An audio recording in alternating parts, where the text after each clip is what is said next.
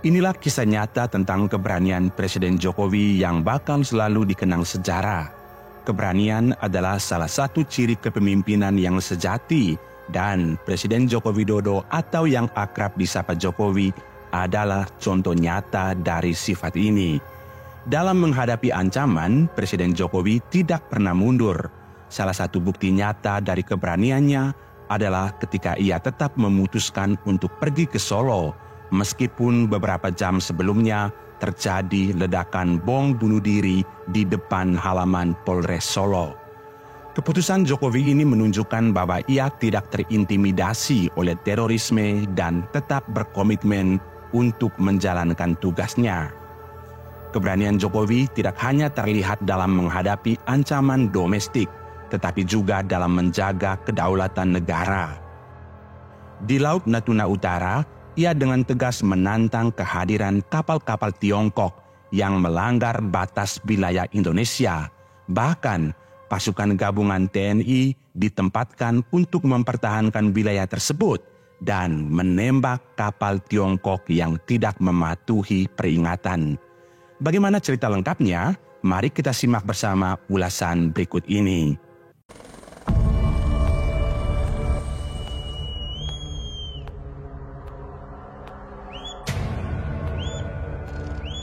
Inilah kisah tentang keberanian Presiden Jokowi menantang kapal-kapal tempur Cina di perairan Natuna. Awalnya kapal ikan Tiongkok nekat masuk ke perairan Laut Natuna. Sebagai balasan, TNI Angkatan Laut mengirimkan KRI Imam Bonjol 383 dan menembak kapal ikan bernama Han Tan Chow tersebut. Konflik yang terjadi pada 23 Juni 2016 ini kemudian mendapat reaksi dari Tiongkok dengan mengirimkan kapal-kapal laut tempurnya sebagai balasan. Tiongkok mengatakan bahwa perairan tersebut adalah wilayah penangkapan ikan tradisionalnya. Aksi provokasi dengan kapal-kapal tempur itu tidak membuat Presiden Jokowi gentar. Bersama para menteri, Kapolri, dan Panglima TNI, Jokowi memerintahkan untuk terbang ke Natuna. Tak hanya itu, di sana Presiden mengadakan rapat khusus di atas KRI Imam Bonjol 383. Kehadiran Jokowi KRI Imam Bonjol 383 tersebut merupakan kode keras bagi Tiongkok bahwa perairan Natuna adalah milik Indonesia. Pada Oktober 2016 dan Mei 2017, Jokowi kembali mengunjungi Natuna. Dua agenda tersebut untuk meninjau kesiapan alat-alat tempur dan meninjau latihan tempur TNI Angkatan Udara di perairan Natuna.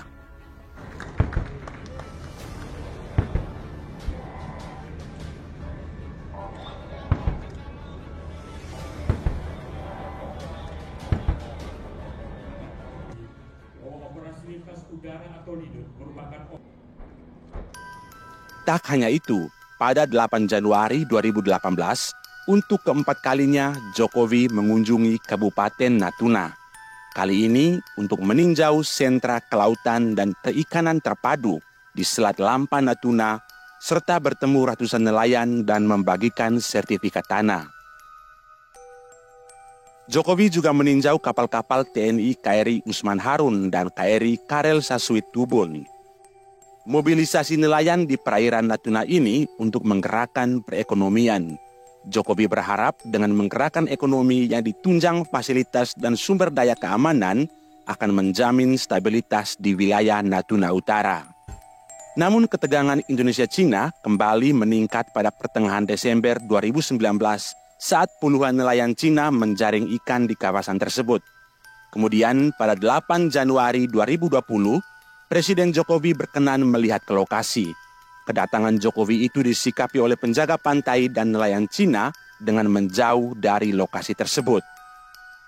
Karena itulah sikap Presiden Jokowi tegas. Presiden menegaskan tidak ada tawar-menawar soal kedaulatan. Sejak saat itu, pemerintah Cina mulai bersikap santun atas ketegangan yang terjadi di Laut Natuna dengan Indonesia. Kini, Cina menilai bahwa masalah ini hanya perlu diselesaikan dengan komunikasi yang baik antara kedua negara. Padahal sebelumnya, Cina lebih bersikap keras dengan mengirimkan kapal tempurnya. Otoritas Cina menyebut ketegangan dengan Indonesia lebih mengutamakan komunikasi secara diplomatik. Cina selalu memandang hubungan bilateral dengan Indonesia dari perspektif strategis dan jangka panjang. Angkatan Laut untuk memastikan penegakan hukum yang ada di sini.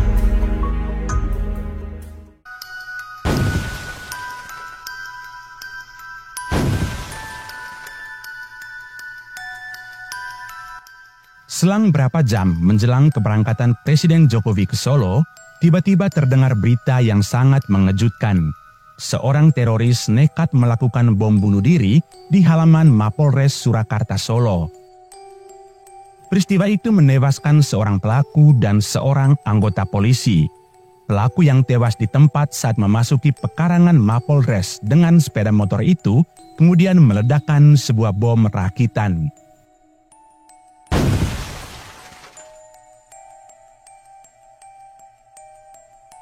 Kejadian ini cukup menggemparkan karena terjadi dalam suasana Idul Fitri. Insiden itu tepatnya terjadi pada 5 Juli 2016 lalu. Saat itu, terjadi diskusi mendadak di lingkaran pasukan pengaman presiden atau Paspampres. Paspampres segera mengumpulkan data situasi terakhir untuk kemudian dilaporkan ke Presiden Jokowi. Laporan ini diharapkan menjadi pertimbangan Presiden apakah rencana mudik ke Solo itu batal atau tetap dilanjutkan. Namun seperti yang diduga sebelumnya, Presiden Jokowi tetap akan melanjutkan perjalanan ke Solo. Putusan ini tentu menjadi tantangan bagi Paspampres untuk menerapkan pola pengamanan yang ekstra hati-hati. Hal itu karena berdasarkan laporan terakhir, Solo masih tergolong rawan. Meski demikian, keputusan Presiden tak bisa diganggu-gugat. Jokowi pun tancap gas ke kampung halamannya, Solo. Sore itu, menjelang salat asar, Komandan Paspampres Muhammad Hasan mengecek pelaksanaan pengamanan di pos pintu masuk perumahan. Hasan mendengar suara orang mengaji dari masjid terdekat. Saat itulah ia baru sadar bahwa hari itu adalah hari Kamis dan esoknya Presiden harus salat Jumat. Biasanya kalau salat Jumat di Solo, Presiden Jokowi selalu memilih sendiri masjid yang akan dituju.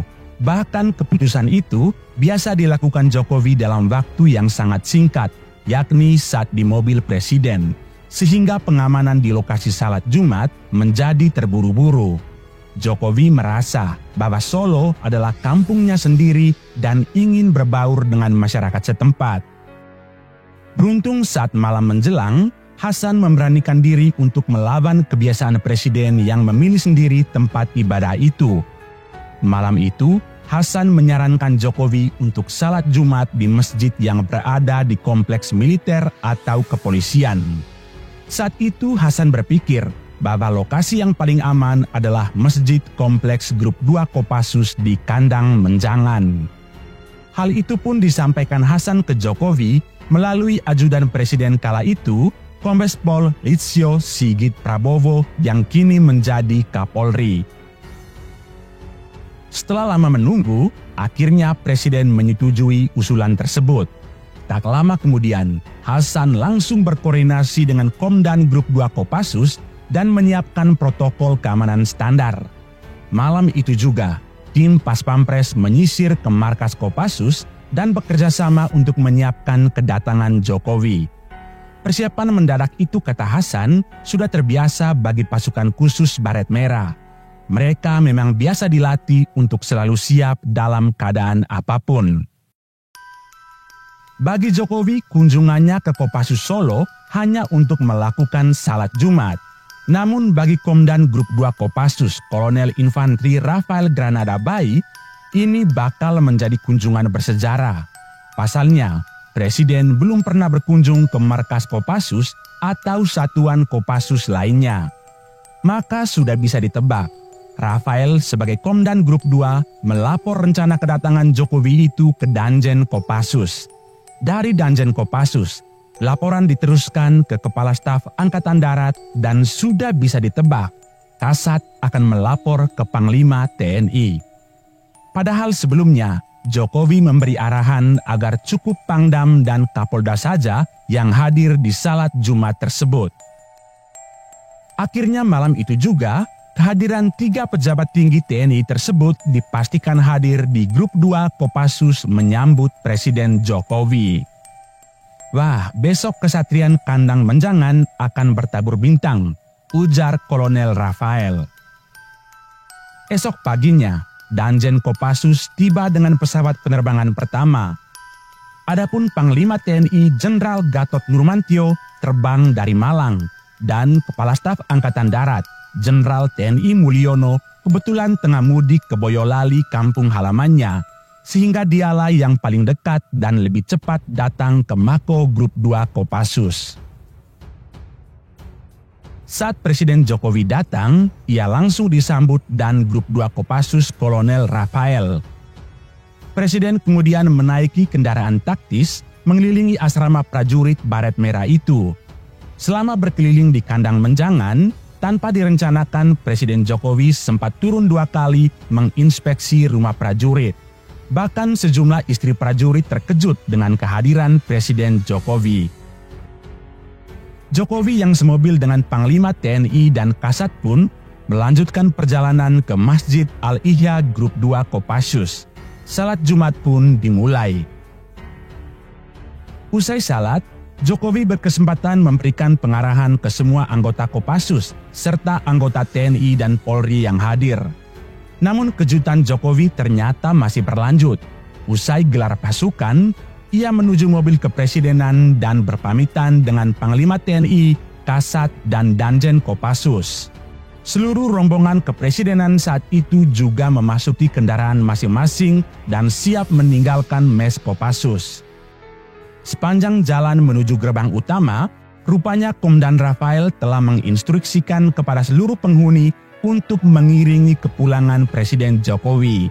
Terlihat anak-anak, istri prajurit dan prajurit TNI Polri berbaris rapi di sepanjang jalan menuju gerbang utama. Namun tiba-tiba saja Jokowi membuka kaca mobil dan selanjutnya bisa ditebak. Jokowi turun dari mobil presiden dan langsung membagikan buku kepada anak-anak dan menyalami warga kompleks Kopassus. Informasi berhentinya mobil presiden di depan rumah prajurit sampai ke telinga pejabat TNI yang sebelumnya sudah berpamitan dengan Jokowi. Spontan saja, Panglima TNI berlari dan sudah pasti diikuti oleh Kepala Staf Angkatan Darat. Demikian juga dengan Pangdam 4 di Ponegoro dan Danjen Kopassus terpaksa ikut berlari. Terjadilah pemandangan langka. 4 jenderal TNI kompak berlari mengejar presiden yang ingin menyalami rakyatnya. Momen ini pun sempat viral di media massa. Seusai acara, Komandan Paspampres Muhammad Hasan mengaku dipanggil oleh Panglima TNI. Gatot menanyakan bagaimana mungkin Presiden Jokowi mendadak berkunjung ke Grup 2 Kopassus.